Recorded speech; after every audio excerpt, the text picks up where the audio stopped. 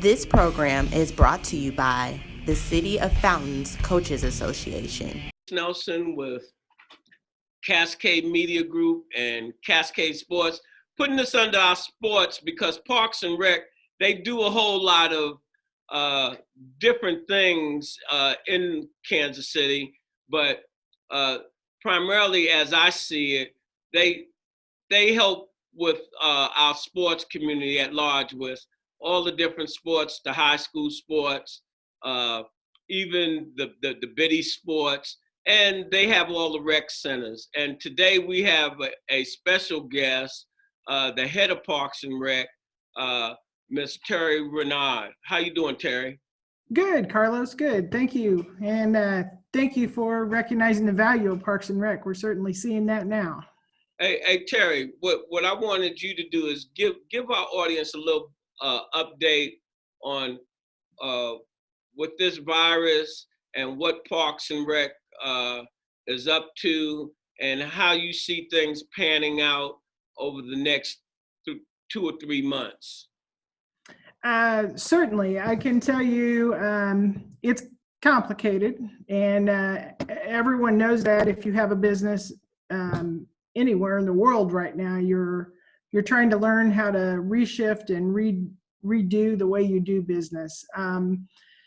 We had a good plan, I think, to not only follow the mayor's directives when he put the guidelines together and the ordinances together, but we also had a good plan to try and make sure we maintained the parks and that the parks became a place where people could spend maybe some extra time that they haven't had before, and certainly the outdoor space. I think I read one statistic in this that if you're outside, your blood pressure lowers, and that lowering of your blood pressure can last as long as 30 days. So that's how important it is to get out in nature.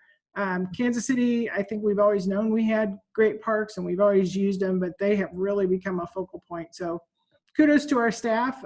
When other departments did not have to work full-time throughout this process, all of our staff has been continuing to work. With our community centers, those still are only open for childcare, but we do provide childcare for essential employees. Oh, I don't think my audience knew about that. I want to interrupt you a little bit. Those walking trails have really exploded because right off of Truce and 63rd Street, I meant to say Truce and 47th Street, I go over there to walk because the nature, and it's beautiful, but I've noticed the increase in traffic and the different trails that y'all tend to. Yeah, so much so that we actually had to put on any of our loop trails, we asked people to walk counterclockwise just because there were so many people passing each other when folks were going two directions. So it's a great problem to have, too many people in the park, but we're hey, audience, you hear what she say? When you go to visit one of them trails, how about you taking the clockwise position? Yeah, that's important. And you know, if you're running and you're passing someone, do the courtesy of giving them that 6 feet, and that may mean you have to run off the trail, but do that so that those walking can then trying to observe the 6 feet have that ability to do so. So what else is going on?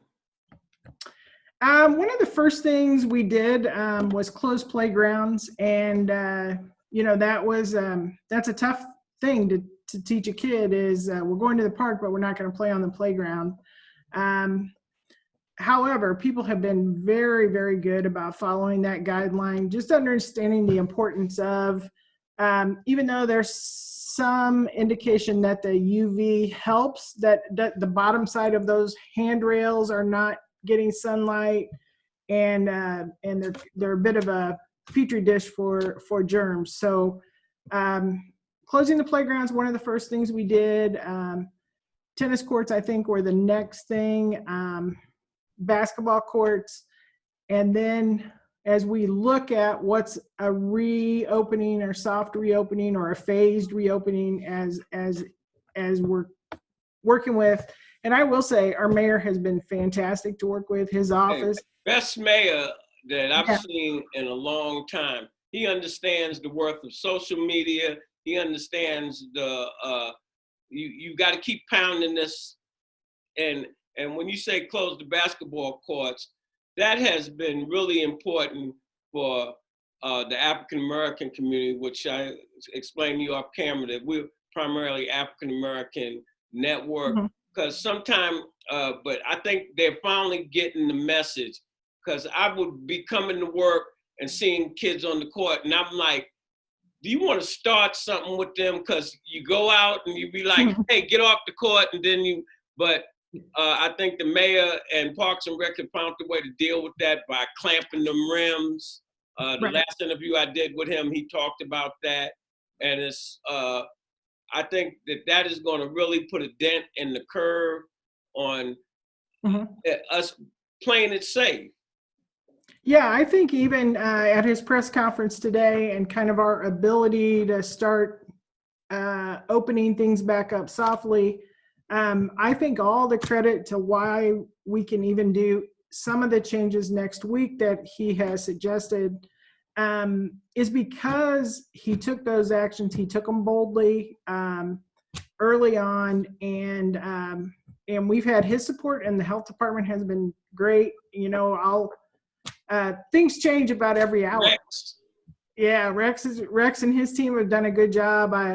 We'll send a question, or someone will ask us, why is this open, or why is this closed?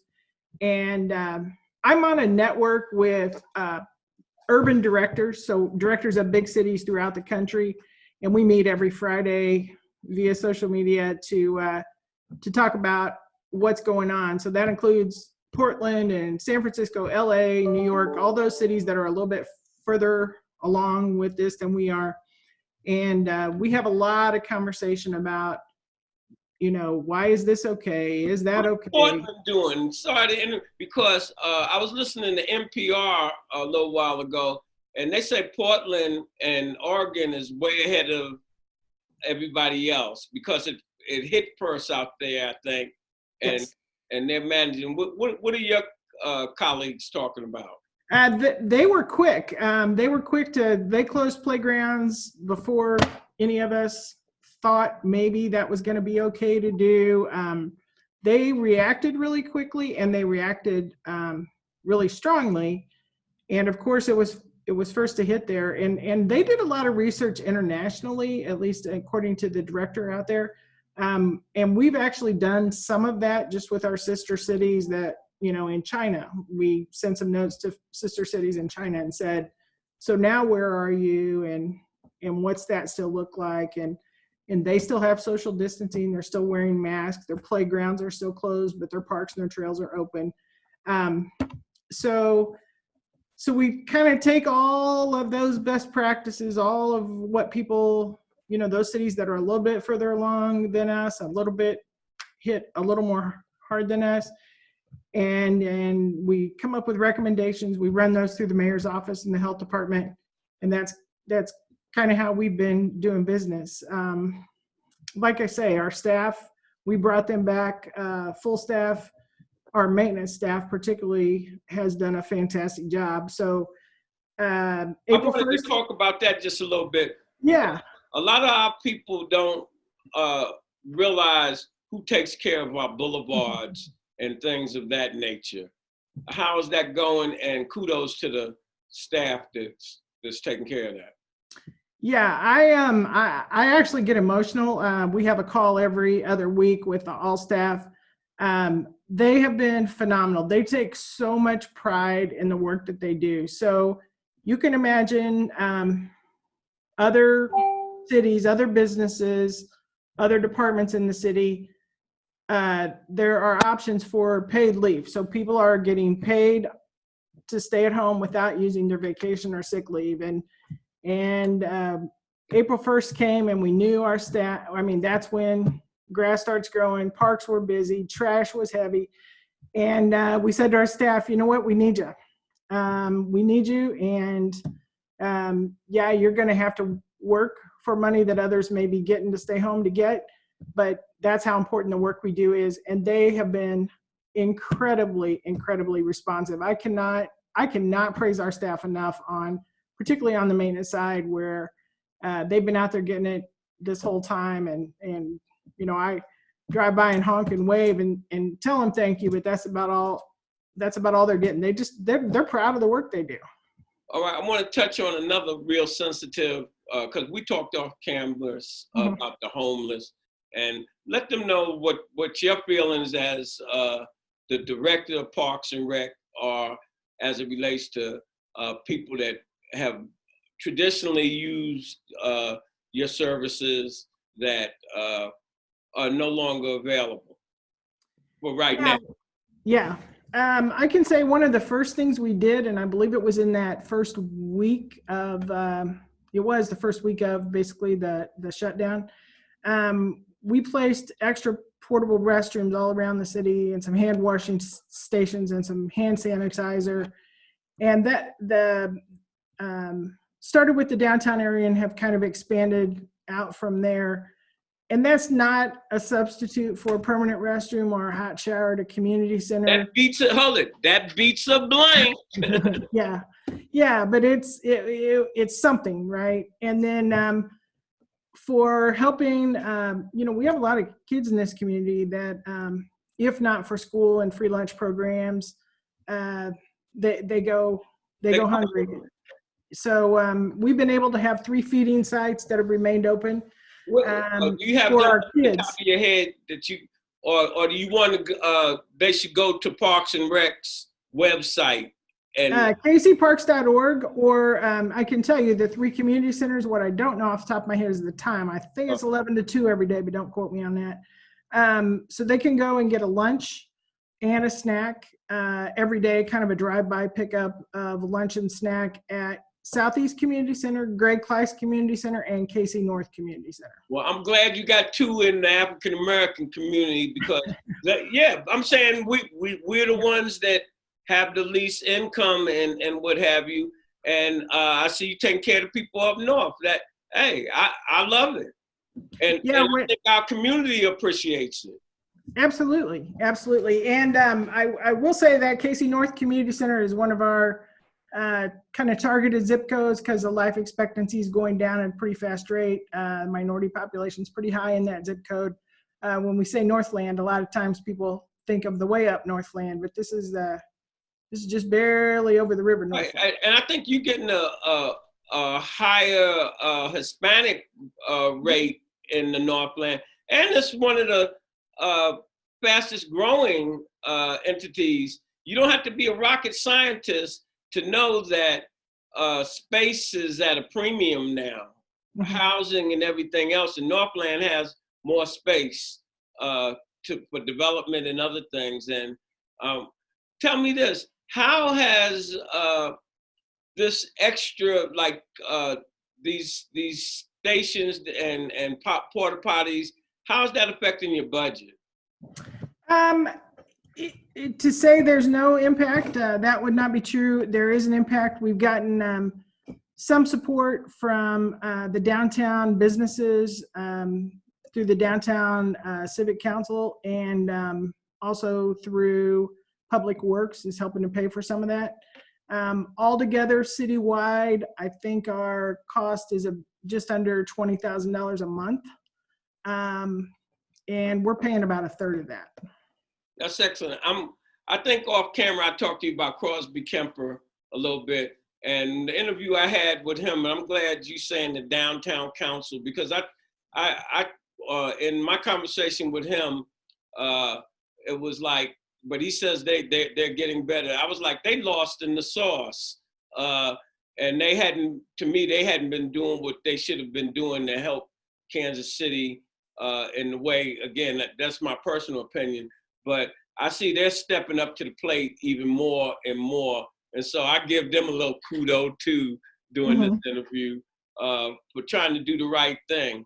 Because I feel if the African American community or the 64130, 64127, and our community is not healthy, how can you hope to build a better Kansas City? How can you hope to have a prosperous downtown? Because to have a healthy community, you got to somewhat serve your whole community. And I think with night hoops and the different things that Parks and Rec has tried to provide under the circumstances in which when you're dealing with, to me, when you're dealing with the minority community, you got to really even spend more money on whatever it is you're doing, because you wind up having these security costs and different costs. People don't want to look at that in the way an administrator has to look at it. And if so much wasn't going on in certain directions, that cuts the cost, and then you're able to provide more services. Yeah, I'm glad you mentioned the zip codes. So one of the things I'm most proud of that we've done over the last couple of years is we've started a program, our LifeX program. So LifeX to us is those 6 zip codes where the life expectancy is as much as 15 years less than those zip codes that have the highest life expectancy. And as you would suspect, those 6 zip codes run on almost a straight corridor right down through the city. When I first learned that 3 years ago now, the health department started talking about this difference in life expectancy. I was like, oh my gosh, we have to do something. So my first thought was, we'll just give everyone a free fitness pass, and we do have a program for that, for those 6 zip codes, but it's so much bigger than that, right? It's about getting the community engaged, and that, which is why I appreciate you helping us get the word out. But our LifeX program is probably one of the things I'm most proud of that we're doing right now. They can look that up on Parks and Rec's website. Give them that website again. kcparks.org. Hey, Terry, in closing, because I don't want to take too much of your time, what would you have to say to your audience that uses Parks and Rec facilities, and to your employees? To our employees, thank you. You guys are amazing, and keep that up. To the community, I would say the same. Thank you. You've always been supportive of parks. We've started trying to pump up our volunteer efforts. We've had tremendous response. A lot of the improvements in parks are because the community has lobbied for those dollars to get those improvements. Cut you off again. I want you to put a plea out to the philanthropists as it relates to funding. You only can work with the funds you have. That's true. And I'm nervous because our park department budget is about 97% sales tax based. So as we also are dealing with this impact to the economy, that will definitely impact us. But we have had good results with the philanthropic community. We have gotten a couple grants from the national organizations because they understand and appreciate that we're trying to focus on these 6 zip codes. So it's as good as, living. Yeah, you got to play. Hey, what I tell people across the board, you got to play the cards that are dealt you and try to put you a winning hand together, and that's your job. Yeah, it is. It is. Luckily, I got all the right team people working on that. That's important. Well, as we say in all our programs, that on closing, when you invest in your community, you're really just investing in yourself. Yep. Good night. Thank you, Carlos.